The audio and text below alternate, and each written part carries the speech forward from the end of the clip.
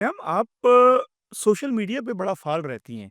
मुख्तलिफ़ प्लेटफ़ॉर्म्स पे अपनी राय का इज़हार भी करती हैं, वीलॉगिंग और दीगर अपनी तकारीर के ज़रिए लोगों से मुख़ातिब भी होती हैं। लेकिन आप अक्सर सियासी जमातों पे तनकीद करती हैं और दिफ़ाई इदारों के हवाले से बड़ा मुस्बित बयानियाँ रखती हैं।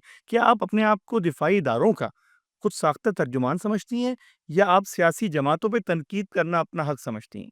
देखिए, जो सियासी जमातें जिनको आप कह रहे हैं, उनको सियासी जमात कहना तो मेरा ख़्याल है गलत बात है। किसी को सियासी लीडर इस वक़्त कहना गलत बात है।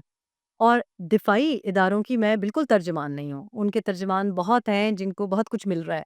हमारे साथ ना कोई डायरेक्ट कोई ना तो मुझे बाहर से डॉलर आ रहे हैं, ना मुझे यहाँ से कायदे-आज़म आ रहे हैं, बिल्कुल भी। मैं जो कुछ कर रही हूँ, लेकिन मैं आई बिलीव के साफ़ बात करनी चाहिए। अब मेरा ख़्याल है ये बात करने वाली है ना कि इस वक़्त एज़ वी स्पीक ट्रम्प साहब ने 2 लीडर्स से बात की। ये उनके अल्फ़ाज़ मैं दोहरा रही हूँ। ये रिहाम ख़ान नहीं है जो कह रही है। ट्रम्प साहब कह रहे हैं कि दोनों लीडरान से मेरी मुलाकात हुई है। मोदी जी अभी होके गए हैं।